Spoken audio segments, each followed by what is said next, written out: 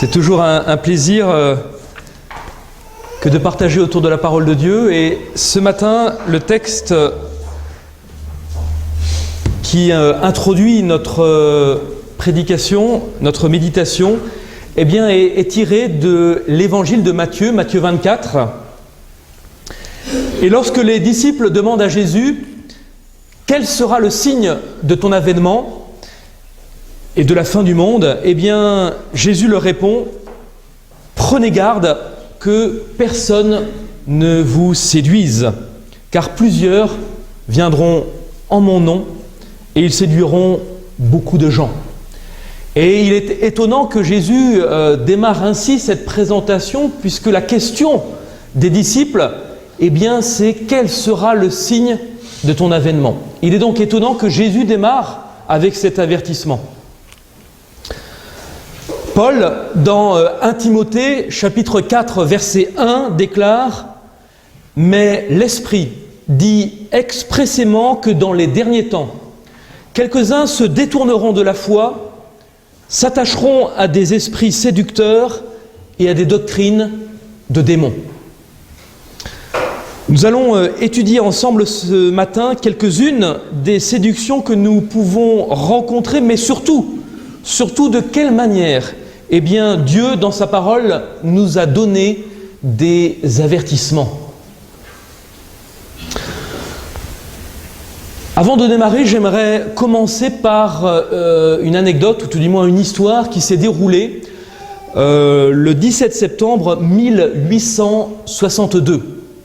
Nous sommes sur un champ de bataille, la bataille d'Antietam, bataille qui oppose les sudistes et les nordistes aux États-Unis. Et l'armée confédérée, donc l'armée sudiste, forte de hommes avec une artillerie eh bien, relativement ancienne, est commandée par le fameux général Lee. Et cette armée va envahir le Maryland en 2 colonnes. La première, donc sous ses ordres, avance en occupant des lieux stratégiques, tandis que la seconde, eh bien, sous le commandement de Jackson, attaque et va prendre la ville de Harper's Ferry et sa garnison. Et bien que Harper's Ferry avait 10 000 hommes pour la défendre, eh bien, la ville est facilement conquise et Jackson place une division pour rassembler les prisonniers et fait marcher le reste pour rejoindre le général Lee.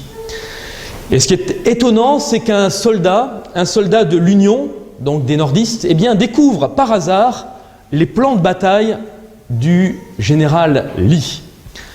Il découvre ce plan de bataille dans une boîte à cigares qui avait été abandonnée eh bien, dans une prairie, apprenant ainsi à l'état-major nordiste que la Confédération eh bien, avait divisé ses forces en 2.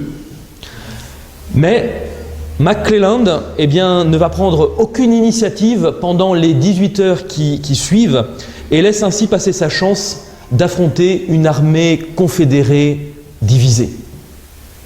La question que l'on peut se poser, se pourrait-il que nous ayons les plans d'attaque de l'ennemi, mais que nous n'y prêtions pas attention? C'est la question que l'on est en droit de se poser.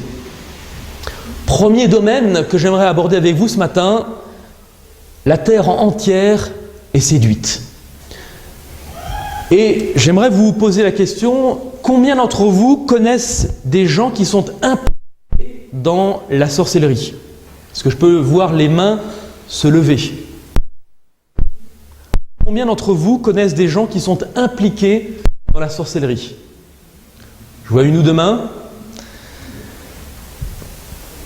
Une autre question, qu'est-ce que vous feriez si je vous disais qu'en quittant cette église ce matin, eh bien, vous rencontriez un sorcier et que celui-ci vous jette des sorts? Je pense que vous me répondriez que vous vous mettriez peut-être à prier comme jamais auparavant. Ou peut-être que vous vous mettiez à prier comme vous avez prié régulièrement et comme vous l'avez fait ce matin. Je viens de vous mentionner ce terme de sorcellerie et c'est vrai que à quoi cela fait-il écho? À des sorciers, peut-être à de la magie. Ouvrons nos Bibles dans Apocalypse au chapitre 18. Apocalypse chapitre 18.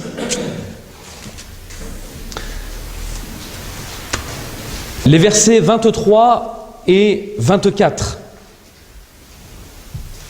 Apocalypse 18, 23, 24. Que pouvons-nous y lire? Il nous est dit que la lumière de la lampe ne brillera plus chez toi et la voix de l'époux et de l'épouse ne sera plus entendue chez toi. Parce que tes marchands, étaient les grands de la terre, parce que toutes les nations ont été séduites par tes enchantements et parce qu'on a trouvé chez elles le sang des prophètes et des saints et de tous ceux qui ont été égorgés sur la terre. Et dans certaines versions, notamment la King James, la version anglaise, nous pouvons lire « Parce que toutes les nations ont été séduites par ta sorcellerie ». Waouh! De qui nous parle-t-on? De combien de personnes nous parle-t-on ici dans ce texte-là?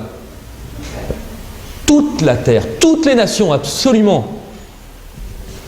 Et chacun à la fin des temps sera perdu. Pourquoi? Parce que toutes les nations, se sont tournées vers la sorcellerie. Chacun sera perdu à cause de son implication dans la sorcellerie.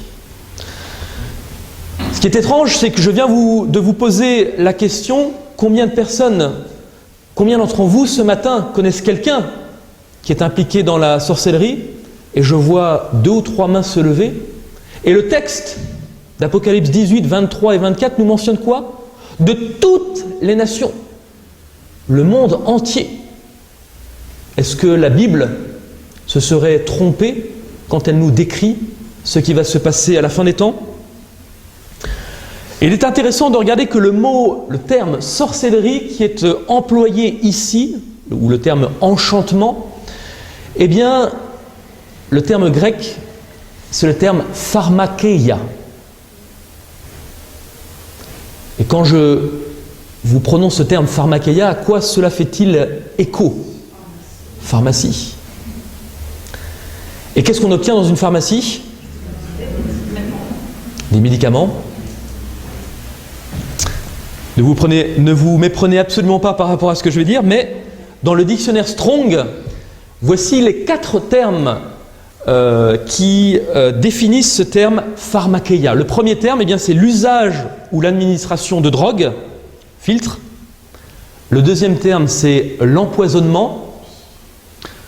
Le troisième terme, c'est le terme sorcellerie, les arts magiques, et qui sont souvent trouvés en liaison avec l'idolâtrie et nourris par celle-ci, donc les sortilèges, les enchantements. Et la quatrième définition, c'est les déceptions et les séductions de l'idolâtrie. On pourrait ainsi résumer que tout ce qui est administré à notre esprit et qui nous empêche de suivre la volonté de Dieu, c'est ce que nous pouvons trouver, c'est cette définition d'Apocalypse 18, 23. Et la volonté de Dieu est que nous puissions l'adorer, que nous puissions le suivre. En clair, ce qui est décrit dans Apocalypse 18, c'est tout ce qui nous empêche de suivre Dieu, de faire sa volonté et d'observer sa loi. Cela nous aide à élargir un petit peu notre compréhension de ce qu'est la sorcellerie. Je vais vous poser une autre question ce matin. Est-ce que les drogues, l'ecstasy, la coke, la marijuana, toutes les drogues que nous pouvons trouver sur le marché, médicamentent, entre guillemets, médicamentent notre esprit afin de nous empêcher de suivre la volonté de Dieu? Oui. Maintenant, je vais vous reposer la question, est-ce que vous connaissez quelqu'un qui connaît quelqu'un ou qui est impliqué dans la sorcellerie? Ah, il y a un petit peu plus de mains qui se lèvent. Un des accomplissements que le diable a réalisé, c'est de faire croire que la sorcellerie ne se rattache qu'à la magie, qu'à la sorcellerie, qu'à des pratiques occultes, des pratiques vaudou. On trouve ça qu'en Afrique. Chez nous, on en trouve un petit peu, mais c'est marginal. Mais mes amis, cela va beaucoup plus loin qu'on ne le pense. Est-ce que l'alcool pourrait-il médicamenter notre esprit afin de nous empêcher de suivre la volonté de Dieu? Et je vais vous reposer la même question. Est-ce que vous connaissez quelqu'un qui connaît quelqu'un qui... Oui? Il y a un petit peu plus de mains qui se lèvent également. On va monter d'un niveau. Est-ce que la télévision pourrait-elle médicamenter notre esprit afin de nous empêcher de suivre la volonté de Dieu? Ah. Est-ce que la musique pourrait-elle aussi médicamenter notre esprit afin de nous empêcher de suivre et de faire la volonté de Dieu? Vous voyez, on a démarré à 2-3 personnes et je pense qu'aujourd'hui, chacun pourrait voir que quand on nous décrit dans Apocalypse 18, quand on nous dit que toutes les nations ont été séduites par ta sorcellerie, on voit que cela concerne la terre entière. Chacun de nous peut être concerné par cette implication dans la sorcellerie.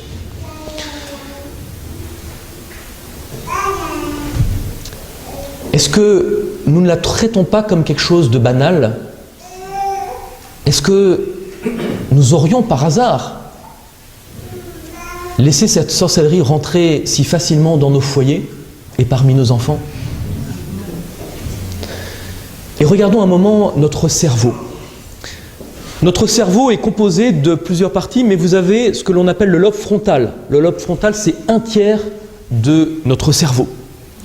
Et ce lobe frontal, c'est le siège de quoi? C'est le siège de la spiritualité, de la moralité, mais le siège de notre volonté. Il est donc important, et je dirais même il est crucial, que nous puissions comprendre ce qui peut atteindre ces centres vitaux. Dans 1 Corinthiens 3,16, nous pouvons lire « Ne savez-vous pas que vous êtes le temple de Dieu et que l'Esprit de Dieu habite en vous ?»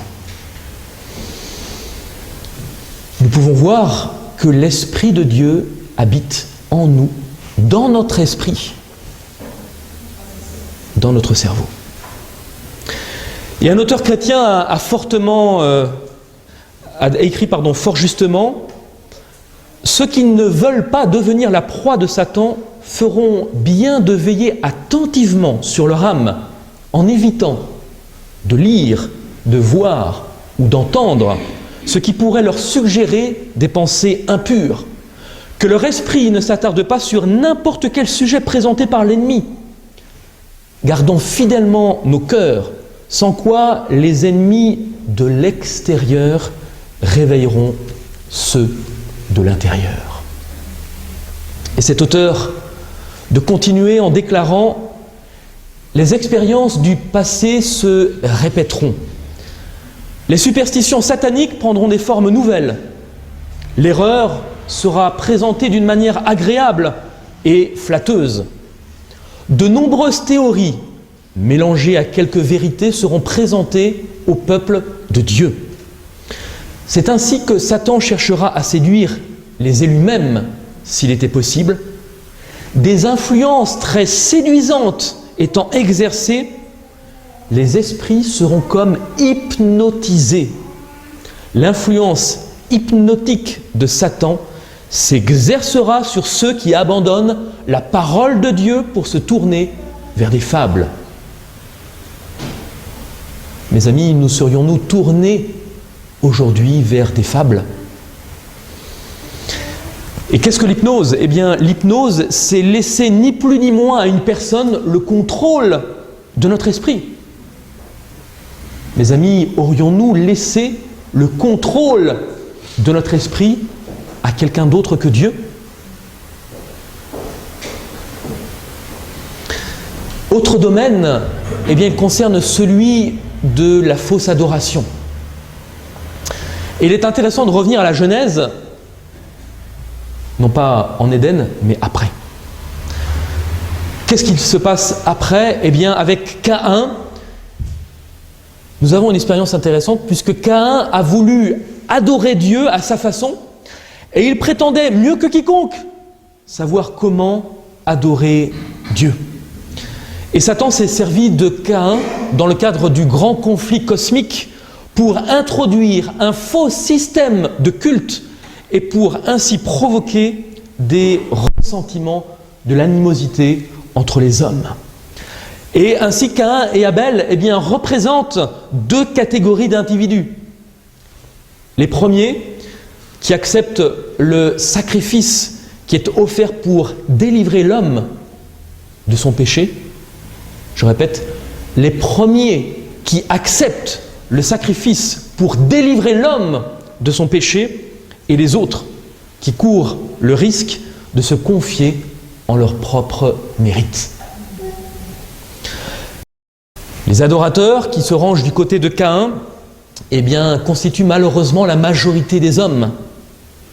Presque toutes les fausses religions ont pour base le principe selon lequel on peut créer son salut par ses propres moyens.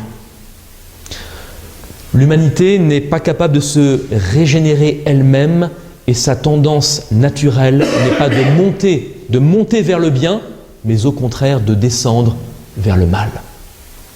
Et nous avons un exemple en France dans l'actualité.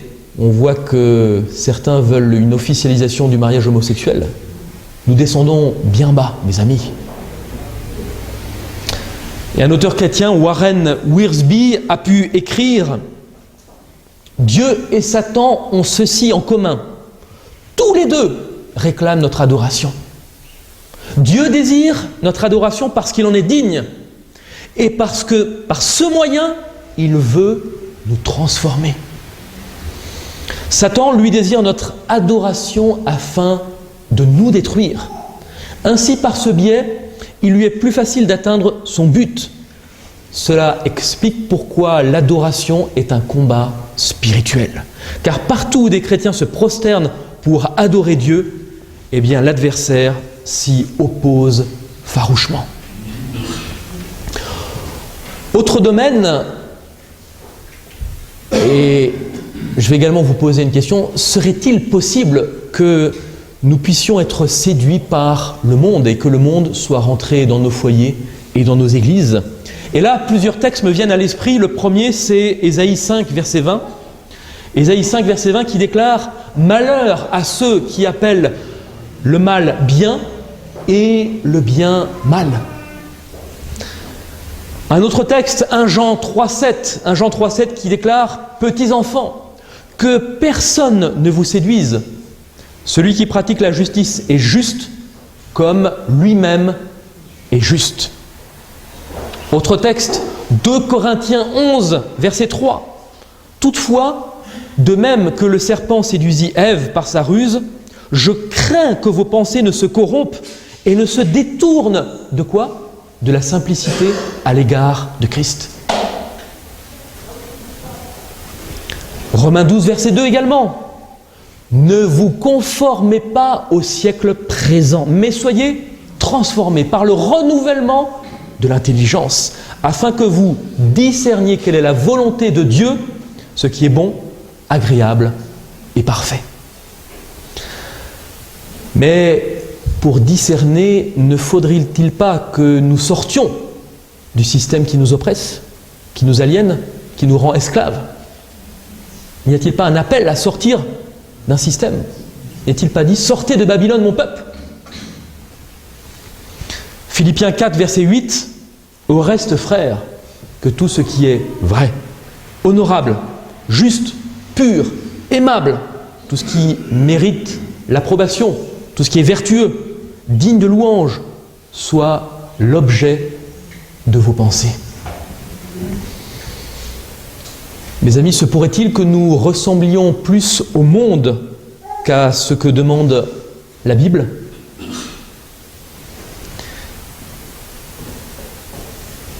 Il y a très longtemps, il y a eu un combat, une bataille qui a eu lieu à Troie. À Troie, et après avoir assiégé Troie pendant 10 ans, eh bien, les Grecs ont l'idée d'une ruse pour prendre la ville.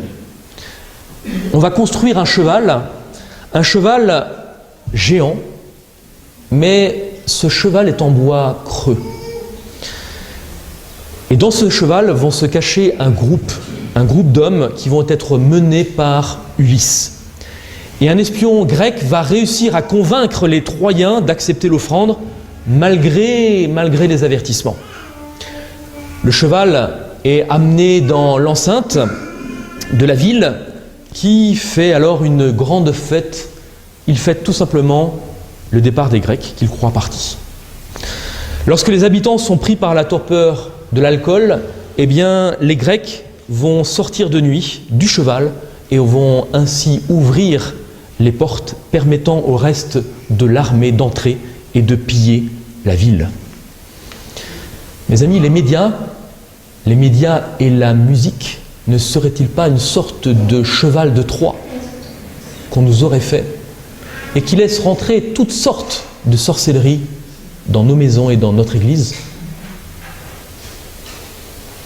Vous avez également un autre principe qui est celui du principe de la grenouille. Prenez une casserole d'eau bouillante, mettez-y une grenouille, elle va partir tout de suite. Mais prenez la même casserole, mettez-y de l'eau froide, la grenouille va rester. Vous faites monter peu à peu la température, au bout de 10 minutes, 15 minutes, l'eau bout, et la grenouille ne s'est aperçue de rien. Mes amis, quand nous regardons en arrière, il y a 15 ans, 20 ans, 30 ans, est-ce qu'il y a 15 ans ou 20 ans, nous aurions regardé les programmes que nous regardons aujourd'hui? N'avons-nous pas laissé entrer, mes amis, la sorcellerie dans nos maisons? Autre domaine, je l'ai intitulé « Opération séduction ». Notre cerveau est au centre d'une guerre. Et il est important de savoir comment Dieu fonctionne avec l'être humain. Il y a une citation qui m'a beaucoup interpellé, que je vais vous lire, qui était écrite il y a très longtemps. Et c'est ça qui m'a interpellé. Ces énergies nerveuses qui communiquent avec l'organisme tout entier sont le seul moyen par lequel le ciel peut entrer en relation avec l'homme et agir sur sa vie intime. Tout ce qui trouble la circulation des courants électriques du système nerveux diminue l'intensité des forces vives et aboutit à émousser la sensibilité de l'esprit. Je vous relis la dernière partie. Tout ce qui trouble la circulation des courants électriques du système nerveux diminue l'intensité des forces vives et aboutit à émousser la sensibilité de l'esprit. Notre sensibilité n'aurait-elle pas été émoussée comme la grenouille? C'est pas en 10-15 minutes, c'est en 10, 20, 30 ans.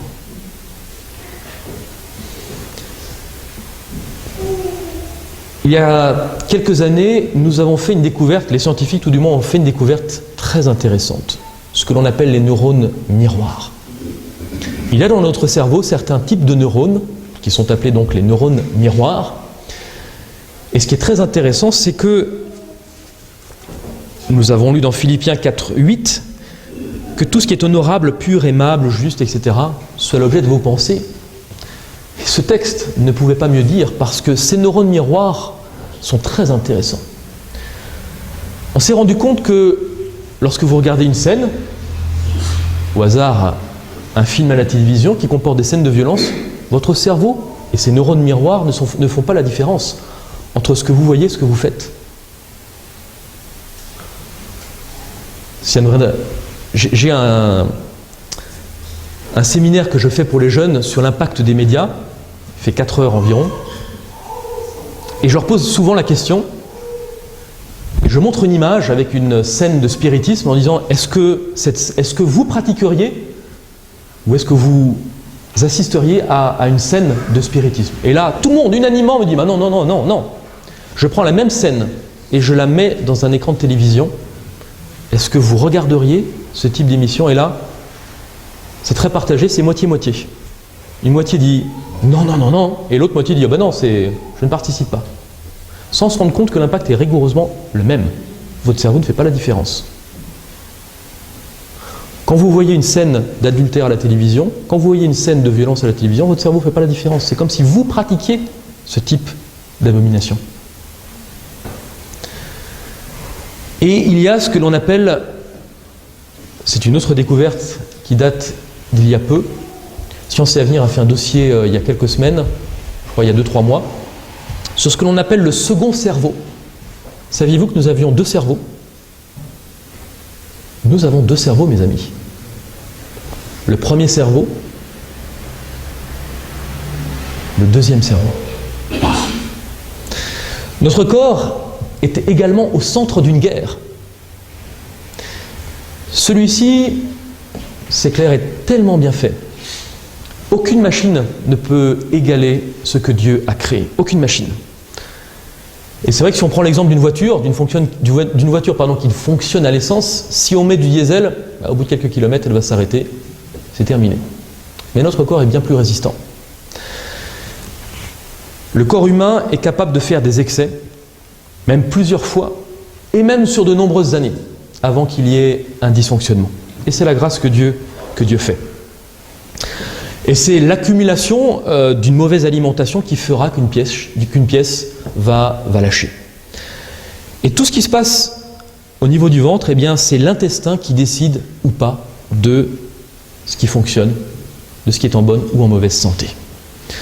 Si cet ensemble n'est plus sain par rapport à nos besoins, et donc si l'alimentation et si l'hygiène de vie ne correspond pas aux besoins de notre corps, eh bien, il y aura forcément un problème.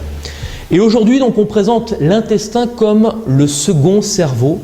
Et savez-vous que cet intestin contient 100 millions de neurones? Wow. 100 millions de neurones, mes amis.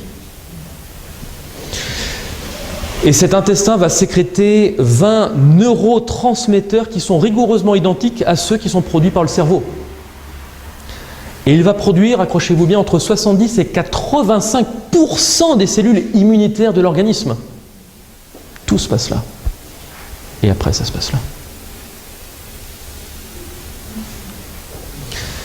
Et selon les scientifiques, eh bien, nos 2 cerveaux, celui de notre tête et celui de notre ventre, doivent coopérer.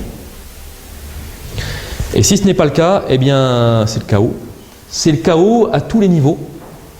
Problème de douleur abdominale, problème d'inflammation. Je travaille dans le domaine de la santé, je peux vous dire que le nombre de personnes, à 80%, je vous donne des chiffres, mais c'est énorme. Le nombre de personnes qui ont des problèmes au niveau digestion, au niveau acidité, au niveau reflux, au niveau ulcère, etc., j'en passe, c'est des meilleurs. C'est un pourcentage effrayant de la population. Un autre domaine qui également sur lequel nous devons prêter attention, c'est celui de croire que nous avons tout le temps. Eh oui, après tout, ça fait combien, 100 ans, 200 ans que nous attendons Christ? On a tout le temps finalement. On n'est pas à 50 années près. Et tout cela nous amène à vivre bien confortablement. Chez nous, c'est métro, boulot, dodo. Et on s'est installé dans une routine. Et j'aimerais vous raconter l'histoire d'une réunion stratégique qui est tenue par Satan et ses mauvais anges. Et Satan et 3 de ses anges vont discuter de la façon d'empêcher les êtres humains de parvenir au ciel. Et le premier ange dit « Je vais leur dire qu'il n'y a pas de Dieu. » Et là, Satan répond « Mais bon, ça ne marchera jamais. Les éléments dans la nature, dans la prophétie biblique, dans les vies transformées sont trop grands. Ah non, vous devez penser à autre chose. » Ah, le deuxième dit « Je vais leur faire croire qu'il n'y a pas de vérité, que la vérité est très subjective. Et là, Satan répond, mais bon, vous pouvez en tromper quelques-uns, mais les personnes qui réfléchissent reconnaissent que tout comme il y a des vérités scientifiques, il doit y avoir au moins une vérité morale et une vérité religieuse. Non, non, pensez à autre chose. Et le troisième fait cette proposition, je vais leur dire que rien ne presse, qu'ils ont absolument tout leur temps pour se préparer au retour de leur Seigneur. Et là, Satan répond, dites-leur qu'il y a vraiment beaucoup de temps, qu'il n'y a absolument pas la moindre urgence. Dites-leur de remettre à plus tard leur préparation personnelle, d'attendre un moment plus opportun pour affronter leurs attitudes intérieures. Dites-leur qu'il n'est absolument pas nécessaire de se presser pour avoir une relation personnelle avec Dieu. Cette histoire est imaginaire, mais reflète malheureusement la réalité. J'aimerais maintenant que vous imaginiez un stade, le Stade de France par exemple, et vous êtes assis au dernier niveau, au dernier gradin. Et on va imaginer une pipette magique. Cette pipette magique va déverser sur le stade une goutte, toutes les minutes, mais qui se multiplie. C'est une goutte exponentielle qui se multiplie toutes les minutes. Et nous avons donc la première minute, une goutte. La deuxième minute, 2 gouttes. Troisième minute, 4 gouttes. 4 fois 4, 16, etc. Et elle se multiplie. Il est midi, vous êtes au dernier niveau. À midi 45, la pelouse est recouverte d'eau. Combien de temps, de minutes, de jours, de mois avez-vous pour quitter le stade avant que celui-ci soit rempli? Combien de temps avez-vous? Combien? Un quart d'heure? Vous avez 4 minutes, mes amis. 4 minutes! Pourquoi je vous dis ça? C'est qu'aujourd'hui, tout est prêt. En un instant, en un instant, tout peut basculer. Tout peut basculer. Et la seule chose que nous avons à faire, eh bien, c'est de nous préparer. C'est d'intensifier notre relation avec Dieu comme jamais auparavant nous l'avons fait. Et pour cela, il y a peut-être des choses à mettre de côté, peut-être des choses à revoir. Je ne suis pas là pour vous dire ce qu'il faut faire. Chacun le sait mieux que moi. On a tous des choses, on a tous, individuellement, on est tous au même niveau, mes amis. On a tous des choses à mettre de côté.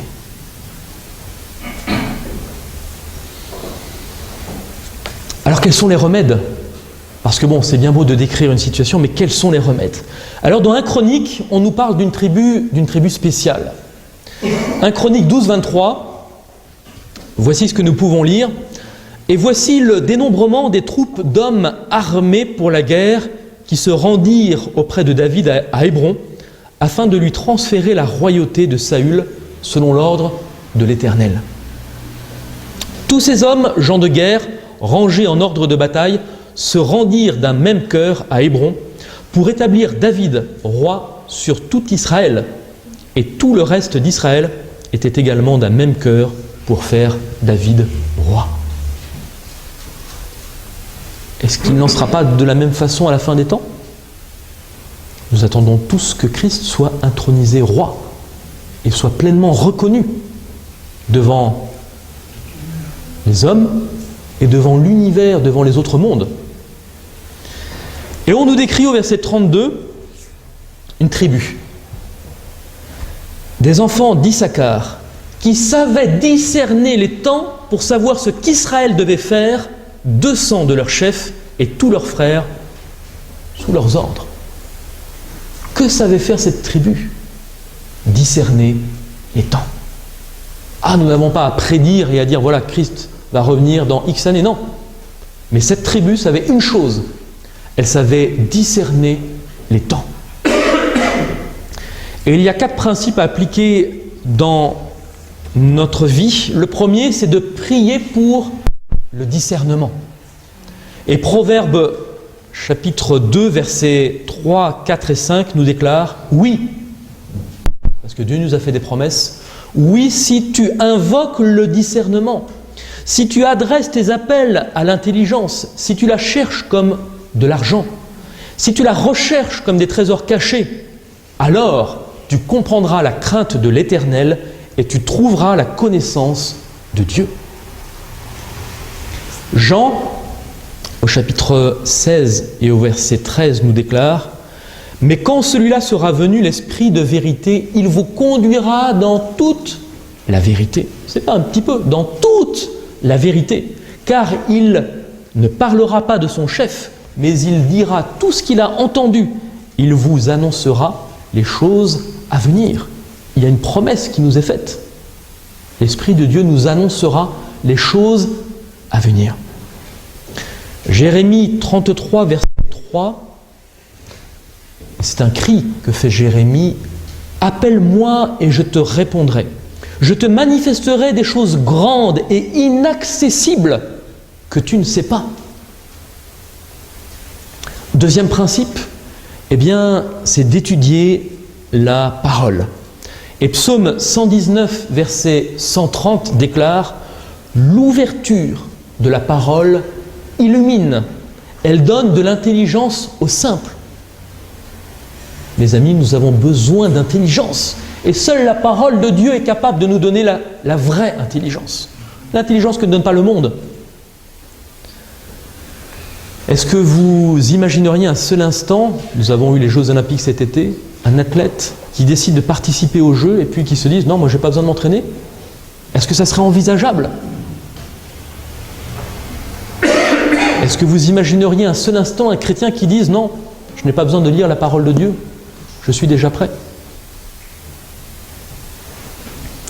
Dans Ésaïe 55, versets 1 et 2, c'est un passage que j'affectionne particulièrement, il nous est dit que la parole de Dieu ne revient pas à moi sans avoir fait son effet. C'est pour cela qu'il est important de lire la parole de Dieu. Et si nous ne prenons pas le temps dès aujourd'hui de plonger nos regards dans la parole de Dieu, de faire que chaque instant nous puissions le passer à nous en nourrir, eh bien, si nous ne le faisons pas, alors Satan fera de nous absolument ce qu'il veut.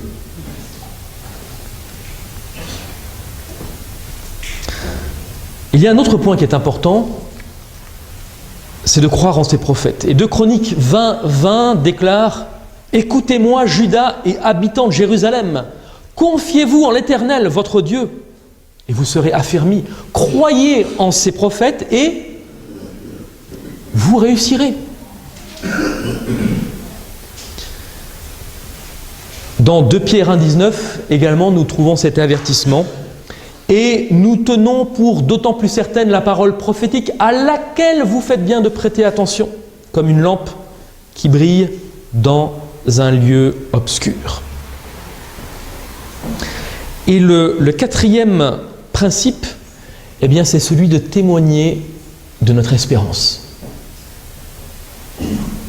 C'est vrai que par les temps qui courent, il y a une certaine morosité ambiante, pour ne pas dire plus, qui circule aujourd'hui dans notre pays. Et je pense que plus que jamais, les gens ont besoin d'espoir. Ont besoin de savoir que derrière tous les problèmes que nous pouvons traverser, eh bien, il y a une solution.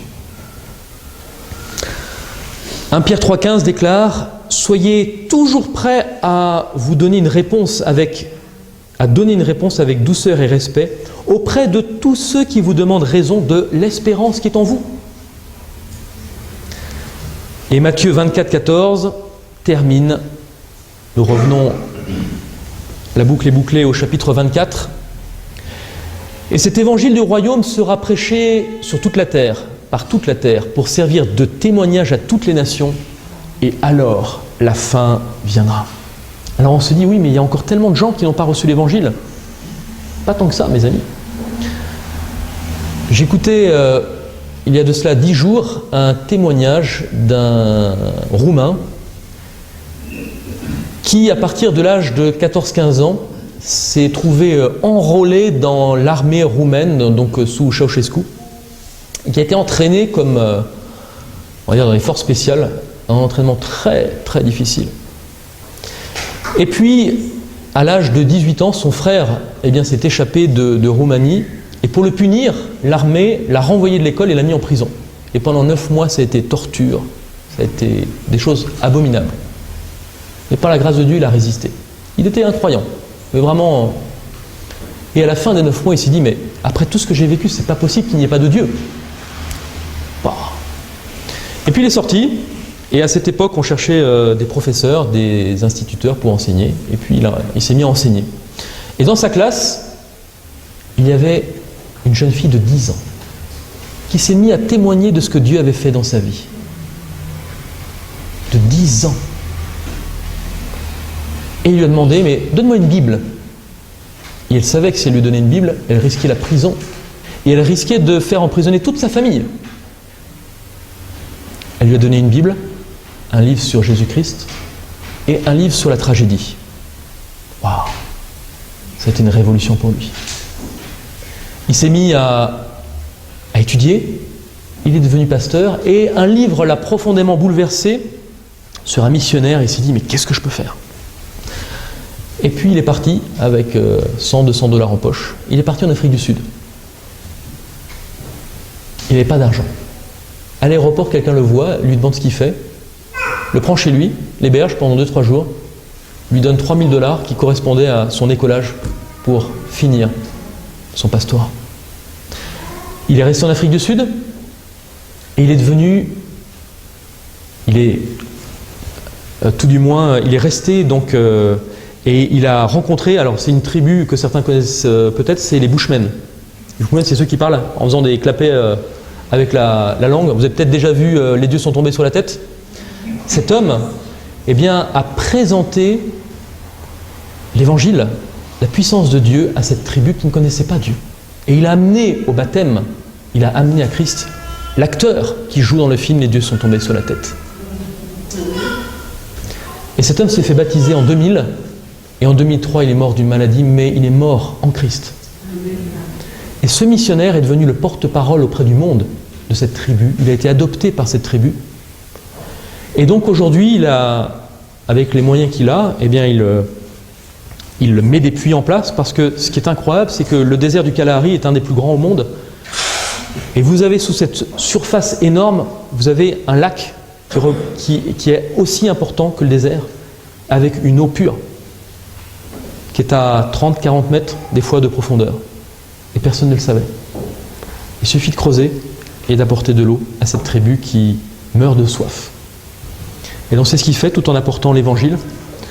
Et il a continué avec d'autres tribus. Aujourd'hui, il représente 11 tribus dans le monde, en Amazonie, au Congo, les Inuits. Régulièrement, il va chez les Inuits, au fin fond, dans des endroits que personne n'a des fois visités, pour distribuer des Bibles. Et quand j'ai vu cet homme, et il y en a d'autres, c'est pas le seul, je me suis dit, mais on attend que l'évangile soit prêché, etc. Mais non, ça peut se terminer à une vitesse dont on n'a même pas encore idée. Ça peut aller très très vite. C'est un homme seulement qui, avec 0 centime, a fait des choses extraordinaires. Dieu lui a ouvert les portes. Et il y en a d'autres comme ça. Et il est important que nous puissions comprendre que nous devons passer plus de temps avec la parole de Dieu. Vous savez que la moyenne mondiale... Quelle moyenne mondiale? 3h48. Si je vous dis 3h48, ça vous fait penser à quoi? C'est le temps que passent les gens devant la télévision, chaque jour. 3h48. 3h48. Et on n'est pas capable de passer une demi-heure en ouvrant et en lisant la Bible. Je crois qu'il y a un problème.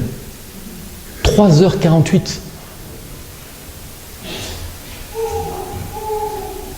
Nous devons peut-être revoir nos systèmes de valeurs et revoir nos priorités.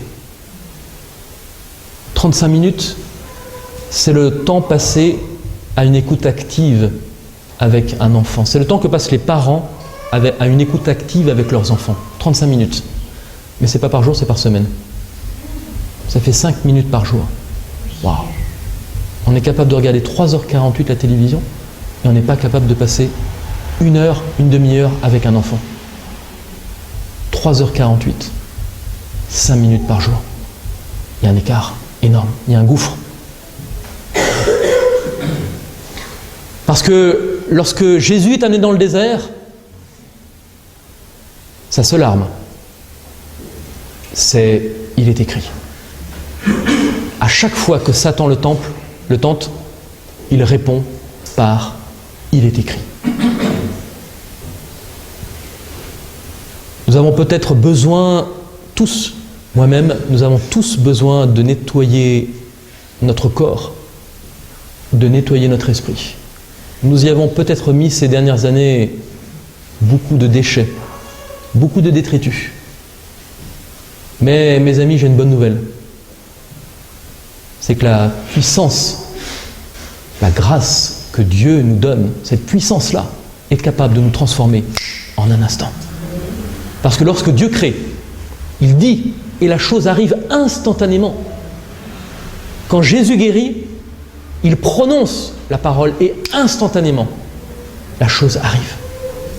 Nous avons peut-être fait des choses pendant 5 ans, 10 ans, 20 ans, peu importe mes amis, c'est pas... Les choses sont ainsi.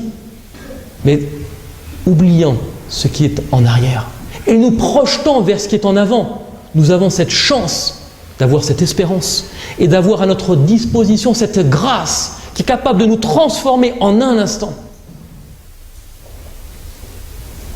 La Bible nous appelle à sortir de systèmes qui nous détournent de Dieu. La Bible nous appelle à sortir de Babylone. Nous devons prendre position aujourd'hui plus que jamais pour Dieu. Non pas en dilettante, un peu ici, un peu là, de temps en temps. Dieu est un Dieu jaloux. Dieu demande notre adoration et notre adoration complète. Que Dieu nous donne la force, que Dieu nous donne le courage d'avancer et que jour après jour, nous puissions croître en intelligence, en sagesse. C'est ma prière pour chacun d'entre nous ce matin. Amen.